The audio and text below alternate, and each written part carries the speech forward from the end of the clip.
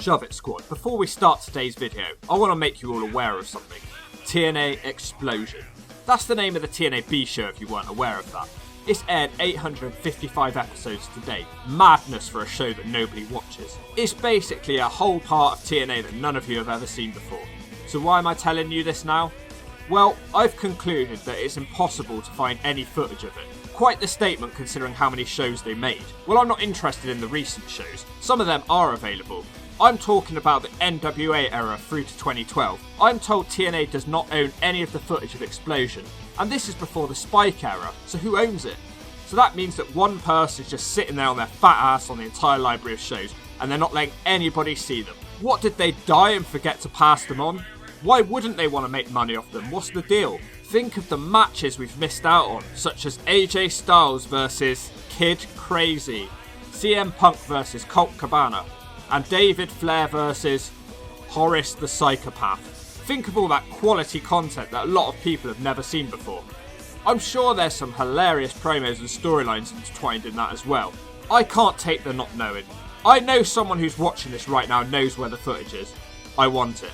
At the very least, release the damn episode somewhere. Whoever you are, the hawk is coming for you, and I will hit you with a brick. The Shove It Squad needed to be made aware of this treasure chest. This is now the holy grail, not only in life but also in wrestling. Whoever you are, I'm not a hard man to find. So TNA Explosion, get it, got it, good, give it here. Alright, NWA, TNA makes the girls play. Before we start, I should probably explain something. Thank you to JR Wall in the YouTube comments section on the last video. The last NWA TNA video I made where I covered 2 episodes in one show, it was basically TNA trying their hardest to shop around for investors. TNA was really struggling due to the loss of their investor at that time. Russo also booked that show, which might surprise some of you. After this, they took 2 weeks off and they had a Best of the X Division show, which was basically just a recap show. Then the Carters purchased TNA sometime in October 2002. So at the point of today's video in September 2002, the Carters may be involved, but it's not official yet. The show starts out with Goldilocks in front of a black sheet. It looks really low budget. A man who looks like Elvis then walks up. We haven't seen him for a few episodes. Scott talks about his great partner for the Gauntlet tag match tonight, and then Xpac walks up to make his TNA debut. There's not that much to say apart from how this lighting makes everyone look like they work in a fish and chip shop for a living. We then cut to Brian Lawler shaking and gritting his teeth in the car park. Jarrett walks up and Brian tries to attack him, but Jarrett blocks him with a bag. Brian looks like he's almost in tears. Jarrett keeps screaming and says he never touched April, and says she's lying and that she's screwing other people in the locker room. So we have a real mystery to start out our show this week. I think this is going to be a really good one from a comedy standpoint. We get more slapnuts next as he stamps out to the ring with a microphone. He starts moaning about Bullet Bob, the NWA representative. People in the comments section last week kept complaining about my disrespect of him, because I said he looks old, disgusting and mouldy. The point in this series is not to give you a full backstory and all the facts. This video is for comedy purposes only. If you want everything explained, go watch Wrestling Bios or something like that. They'll probably worship this man and tell you how great he is. And furthermore, if you already know all the facts, why are you complaining that I'm not telling you them again in this video? That's the problem with internet wrestling nowadays. It's almost a battle to see who has the most wrestling knowledge. But the problem is that none of you really do, because let's be honest, you're not a wrestler. You're just a goon on the internet. And I'm also in that category, which is why I try not to use words like kayfabe and work. It makes me cringe, to be honest. So smack me in the gut if you don't like it. I'm just telling you how I feel. The way I view my videos is it's a description for how it looks to a new fan who hasn't done 3 hours of research. Rant over. There's a lot of rants in this video today. It's probably because I've been shoved all alone in this 4-cornered room staring at the candles for a month now. I'm losing the plot. Jarrett says that the masked man needs to be revealed by Bullet Bob or else he'll beat them all up. Jarrett charges backstage. He then finds Bullet Bob, but the masked man appears and jumps Jarrett from behind. The masked man then reveals himself to be Road Dogg, to the surprise of absolutely no one. He looks more burnt, fat and ginger than before though. It must be the lighting they're using on this show. He talks about his run as the roadie in the WWF, which hasn't been relevant in like forever at this point. He says he's never forgiven Jeff for what happened in the WWF, and he tells him that he's messing with the James gang. Borash tries to cut him off, but the Road Dogg tells him that he's not done. He ends the promo by saying that he will be called BG James. And the G stands for Get It, Got It, Good. This would be his TNA catchphrase. It didn't turn out to be quite as successful as the ones he had in the WWF. He says he'll win the tag team title gauntlet tonight. In the back, Goldilocks is with Don't Look at My Ass and Jorge Estrada. Goldie asked why he chose to help the other Elvises last week. He says he was wrong about how he acted and he says it's all about the flying Elvises. Sonny is a lot more bearable when he's trying not to be a heel, because he only said his name 3 times in this promo.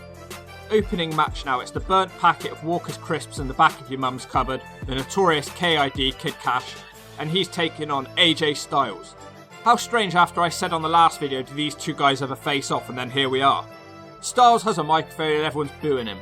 AJ still has bad blood with Jerry Lynn and he keeps making fun of him. The match then starts and they go with chain wrestling for a while, with Cash being cocky and Styles being angry.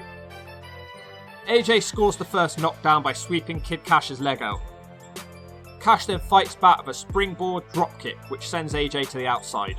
KID follows it up straight away with a hurricanrana to the outside. AJ doesn't like being shown up and he hits a moonsault off the ring apron. They get back in the ring and Styles hits Cash with a springboard dropkick and he gets a 2 count. Kid Cash then hits a beautiful dive that he calls the bankroll. Really good actually. Cash locks on the submission and then randomly stops it. AJ is a lot more gymnastic than he is nowadays. It looks a bit pointless actually. Styles nails a TKO across the ring ropes and then he hits a diving DDT off the ring apron. I knew this one would be good. 2 greats in this type of wrestling. It all just looked a lot more painful back then, didn't it? Talking of painful, look at this German suplex that Cash does on Styles. AJ looks like if it was 1 more degree off he'd get a broken neck. Cash then amazes me again as he goes for a double springboard hurricanrana and follows up with a crazy DDT. AJ somehow kicks out the pin, but at this point I was thinking, do you think Kid Cash should have gone further in wrestling? Just from watching this match alone, he has some insane hops. Styles tries an insane hop of his own, but Cash catches him with a dropkick to the nutsack. Cash tries another double spring, but misses this time. Cash then tries a hurricanrana from the top, but AJ reverses it into the Styles Clash, and it's over. I loved this one, and I certainly didn't shove this one. Non-stop action, and it wasn't so long that it got repetitive. Styles doesn't seem too happy about the result though for some reason. Backstage, Goldilocks is with, yes, it's Buff Bagwell. I knew this was going to be a good episode. We haven't seen Buff since he lost to those 2 gay guys. Buff's words, not mine. I'm a 6-time world tag team champion, and I just got beat by 2 gay guys. And you know what else I want to do right now? What's that? I want to go home. He says he's had a lot of chances in wrestling, but he wants 1 more. BG James in a hairnet, who I promise I'll try and get out of the habit of calling him Road Dogg for this series, says that he knows a lot about second chances. He asked Buff if he'll be his tag team partner in the Gauntlet tonight. I never realised how tall Dogg was, he towers over Buff. Let's hope that Buff doesn't lose again and walk out of TNA after this one. Next up, holy crap, Jeremy Borash is interviewing Screech from Saved by the Bell. This is the most relevant thing to happen on one of my videos, as he recently passed away. He asks Screech if he's going to ever learn to wrestle, but Screech says that he can only beat up goons like JB. The camera then cuts to a virgin timekeeper, aka Tiny the Timekeeper. For some reason he has a backstory. They start threatening each other. They're going to have a match tonight apparently. What on earth just happened? Why is he called Tiny? I can't wait for this match. Goldilocks is in the back with the hot shots, but they don't squeeze their junk. One looks like a young CM Punk and the other a depressed Shane Douglas. Goldilocks says that they're the 10th ranked team in TNA. I didn't know they had rankings, but that doesn't sound good for them. Disco Inferno walks up and he says he's still here despite Jive Talking finishing. He says he's looking for Road Dogg's dad, don't know why. We cut back to the ring and Virgin the Timekeeper now has boxing gloves on and Screech does as well. Screech is being cocky and he shoves him across the ring. Don West has to ring the bell and he knocks it over. This segment is non-stop content. It's a fake fight and after 3 really bad looking punches, Screech floors him. It's declared a knockout. What a strange celebrity appearance this one was. Screech then rushes off screen so quickly that they don't get a chance to acknowledge it. Thanks for coming, Screech. The stripper standard is a little bit higher than last week, but her haircut looks a bit like a bowl of gone-off porridge. Next up, according to Jeremy Borash, we've got Jimmy, Don't Let Him Near a Mike Wild, and Jimmy Rave versus CM Punk and Ace Steel versus the Hot Shots who don't squeeze their junk. I reviewed this for my CM Punk video, and this is a really good tag match. CM Punk and Ace Steel work well together, and Ace Steel is particularly impressive here. His moves all have a bit of extra oomph on them, if you know what I mean. Derek Wilde tries to get involved and he eats a powerbomb straight away. Cassidy O'Reilly is being cocky, but he keeps getting the better of Jimmy Rave. This must have been the end of the era where we had stereotypical wrestlers that were tanned with bleach blonde hair. Jimmy Rave finally gets his knees up on a springboard moonsault and he hits Cassidy O'Reilly with a super kick. CM Punk gets tagged in and he hits the lowest drop kick I've ever seen. In fact, I'm not even sure that he hits him. Everyone starts diving to the outside as you expect in these big man multi-matches. Derek Wilde hits the coolest looking dive.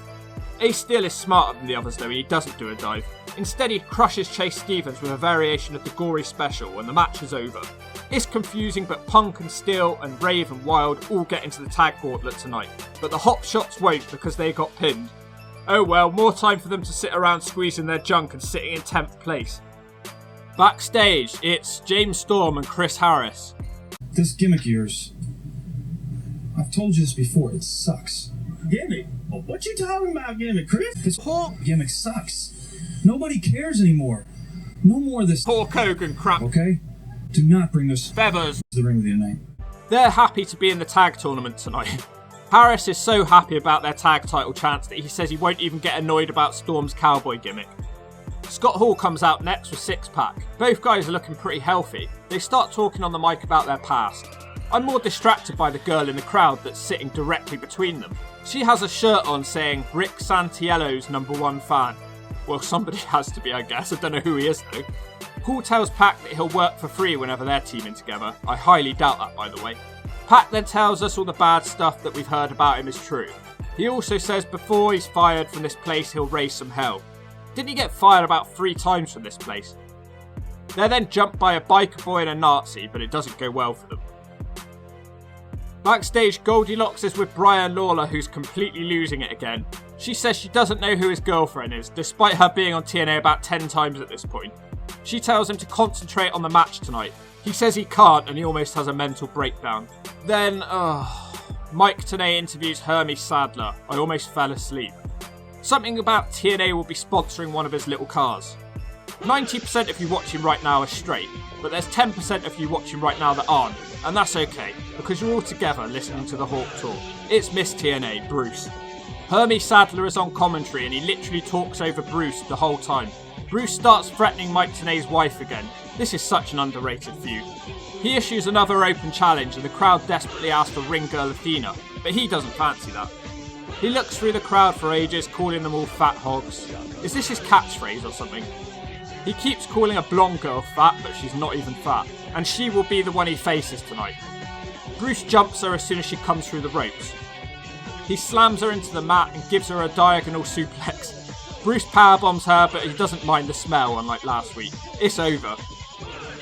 He starts taunting Hermie Sadler next.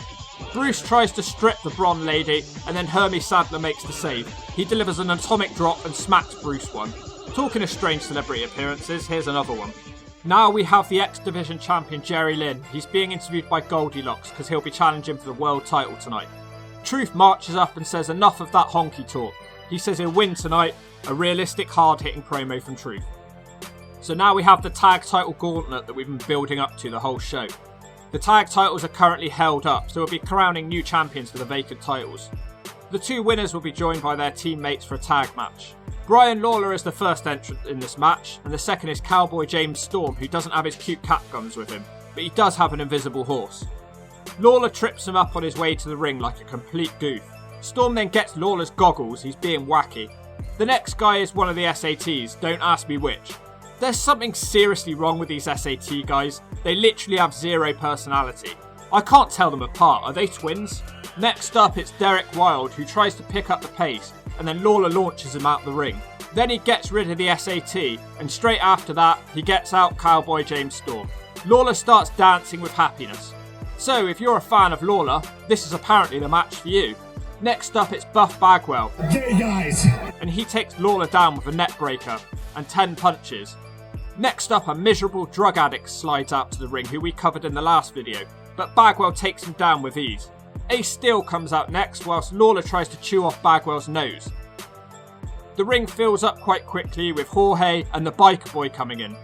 Pac eliminates the drug addicts, but he doesn't eliminate himself. He also throws out Ace Steel just as CM Punk, his partner, joins the match. Bagwell and Lawler won't leave each other alone in this one. I never realised how similar they looked.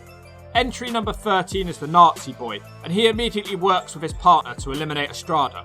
The Nazi Boy throws out CM Punk, and then the biker throws out Jimmy Don't Let Him Near a Mic Rave.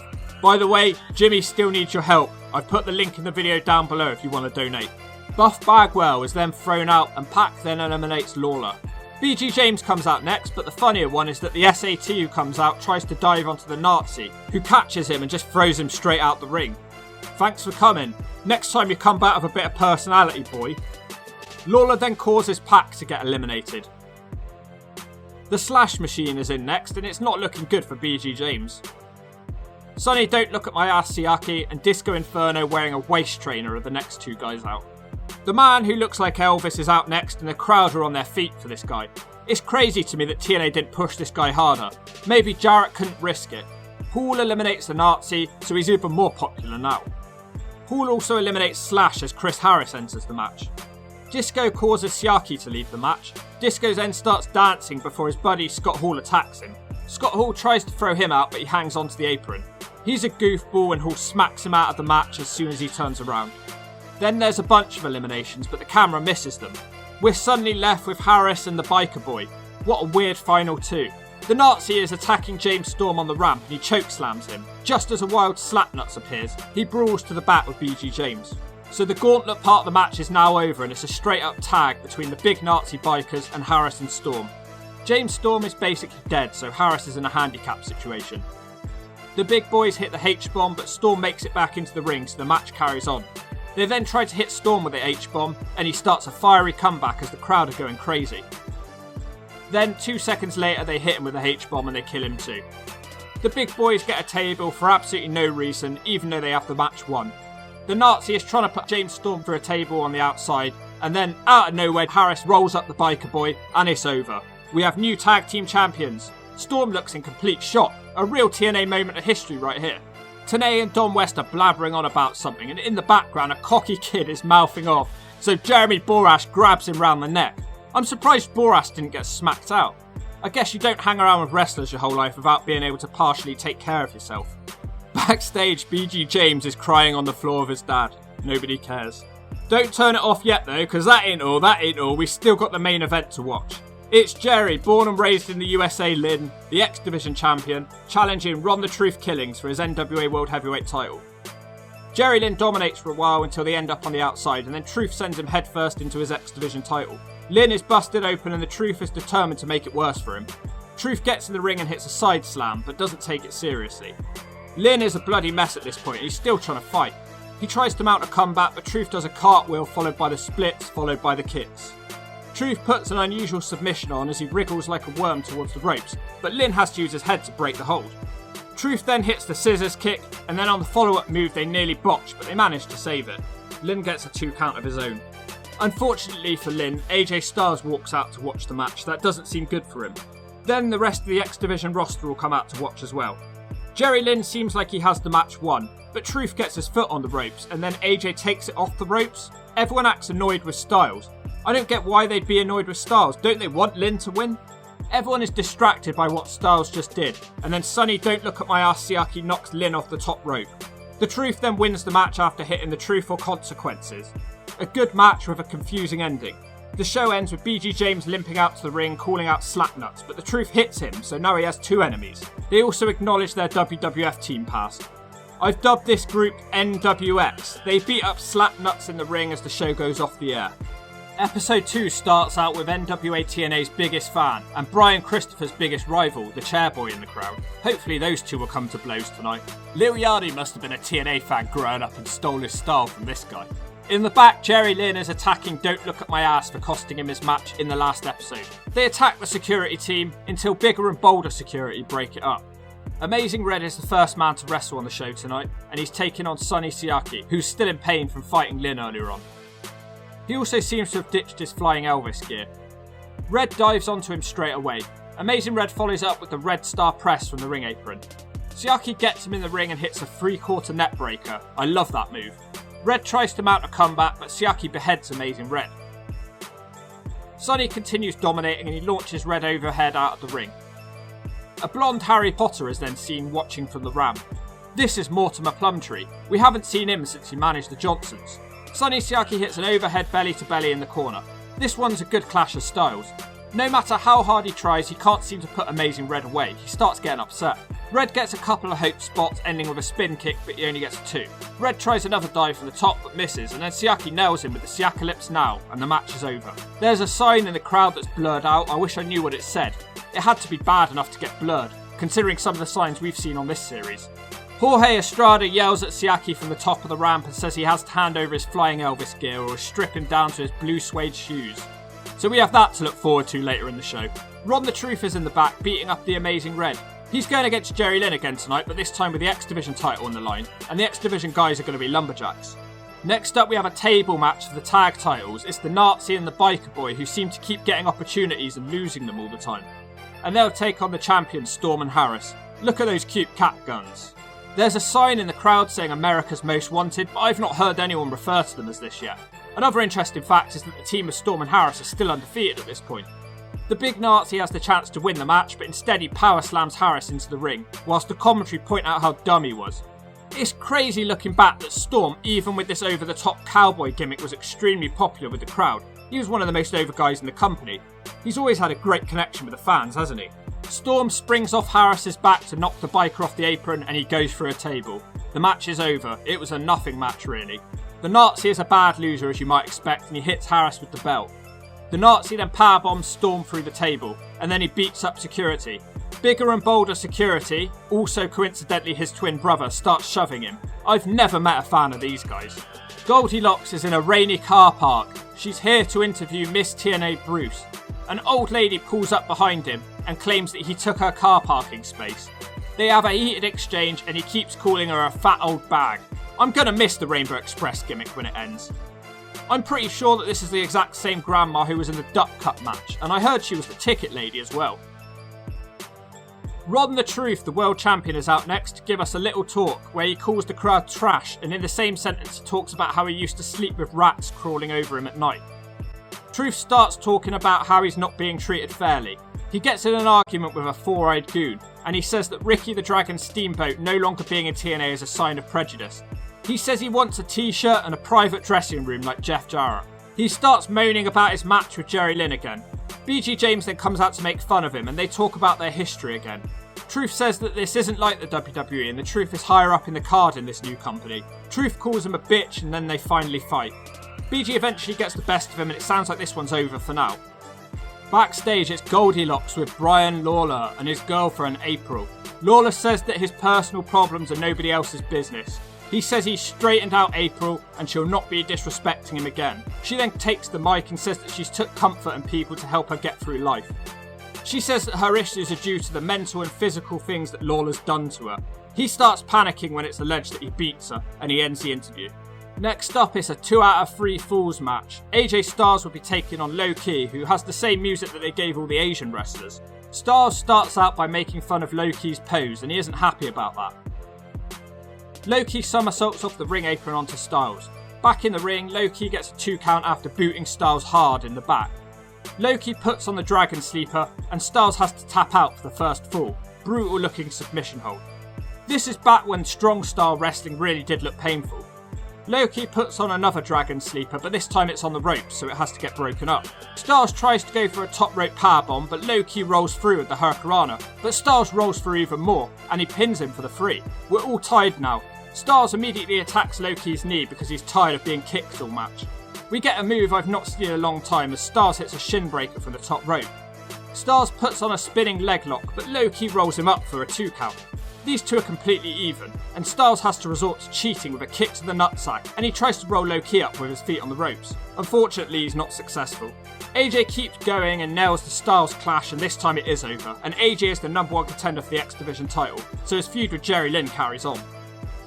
Backstage, Goldilocks is interviewing Slapnuts. I'm actually surprised how little this guy's been on the show so far. She reminds him that he's still not the world champion, and she says that with all the new talent coming into TNA, it's pushing him further down the card. He says he plans to take out 3 people tonight. My Yard, Elix Skipper, is out next. He'll be teaming up with Brian Lawler, who's accompanied by April. Lawler isn't happy about the length of her skirt, so he puts his jacket on her shoulders. Not sure how that's going to help her. They will be taking on the team of Sixpac and Scott Hall.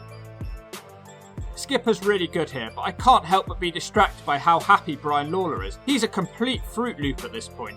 Hall throws his toothpick at Lawler, who's completely distracted by his girlfriend. He bails from the match to yell at his girlfriend because she's not standing on the exact right centimetre of ground that he told her to. Lawler carries on losing it and screaming swear words. I'm surprised this guy didn't get sectioned immediately following this show. Skipper tags himself into the match because he's sick of Lawler. Hall chokeslams Skipper and gets a 2 count. Lawler then decides he wants to help out and they start pulling Hall into the ring pole, nutsack first. Lawler holds Scott's ponytail while Skipper beats him in the corner. That's one way to do it. This match is weird because Hall is the one who gets isolated, but you would have thought it would have been Pac. April starts crying and Don West tries to comfort her. He then gets in an argument with Brian Lawler. Pac hits the X Factor, but Lawler decides he wants to break up the pin.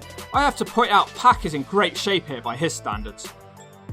Skipper tries to hit a move from the top, but Pac catches him with the X Factor and it's over. Slapnuts immediately appears in the ring and he hits the stroke on both Hall and Pac, and that's about it. AJ Styles is backstage twerking on Goldilocks. Man, this woman had to put up with so much. He says he doesn't care if people call him cocky, and he wants his X Division title match to be a ladder match. He slaps Goldie on her ass and says good job. The burnt packet of Walker's Crisps is out next and he'll take on Jorge Estrada. Damn, Yang's never on the show, is he? He keeps going to Japan, but Japan doesn't want Jorge, unfortunately. Jorge is one of those guys that you just don't know anything about, despite him being a fairly important part of early TNA. Yang said in an interview since that Jorge had some legal problems, so maybe it's about that. Quite a drop for him in life. Albino Harry Potter is out watching as well, but nobody cares about that. As good as Jorge is, Cash completely outshines him. Estrada thinks he's going to hit a dive, but Cash pushes the referee into the ropes to crotch it. Cash then springs up flawlessly and hits a Hurricanrana, but somehow this match isn't over. Cash goes for another spring off the ropes, but Jorge catches him in a powerbomb. Then surprisingly, Jorge puts him away with a springboard somersault. I'm really surprised at the result of this one. He grabs a mic and tells Sonny, don't look at my ass Siaki, that his time's up, and he wants his gear back. Siaki walks out of the microphone and he calls him buckwheat. That's an insult that goes over my head here in God's County. Someone explain that one to me. Siaki shows a pre-tape of earlier on in the night of him burning the Elvis gear in a trash can. So I guess he's officially out of the group now. Jorge almost cries and then the segment ends. Next up is a match for the X Division Championship with Lumberjacks from the X Division. Jerry Lynn will be defending the title against The Truth.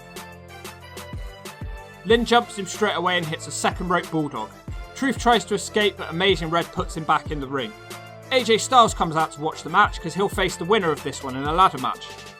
It might surprise you, but Lynn actually wins the match with help from his X Division friends. It's not the best match in the world, but I can't believe the X Division champion beat the world champion. You can see what people mean when they say the X Division was shunted down in priority as the years went on. Just the main event left now. It's the king of slapnuts, Jeff Jarrett, versus... oh, God. Borash tries to introduce the guy, but he obviously didn't get the memo. It's BG James who tries to do his own intro like in the WWF, but Borash talks over him. James waits for him to finish and then he just repeats himself. Get it? Got it? Good. No, I haven't got it, and neither did Borash by the sounds of it. BG hits some typical Road Dogg type offense before Jarrett catches him with an Enzuigiri. That doesn't help him much as James hits a little shake, rattle and roll. On the outside, James starts whacking him with a chair. I never heard them say this was a no DQ match. They fight off into the crowd and we can get a look at our lovely audience up close. Jarrett starts hitting the dog with the chair in return and he starts screaming BG James's new catchphrase. They're trying desperately to get this over on this episode. They should have just given it to the Hawk. Slap it, smack it, shove. Jarrett almost knocks him out of a sleeper hold, but BG fights back with a big boot. Then there's some sort of ref bump and Jarrett wedges a steel chair into the corner.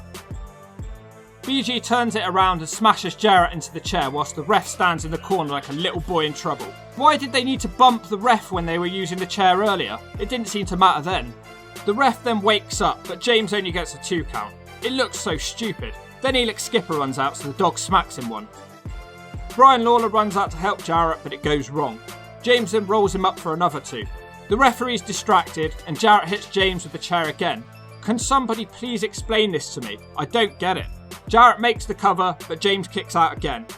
BG then nails the pump handle. He can't make the pin because Skipper and Lawler charge into the ring and the match is thrown out. Hall and Pat run out as well to make the save. Unfortunately for them, the truth also runs out and he starts hitting everyone with the belt. The show goes off the air with the Goon Squad celebrating. This ending can shove it. Not as good as the last two shows for some reason, and if you don't agree with that, you're committing straight up treason.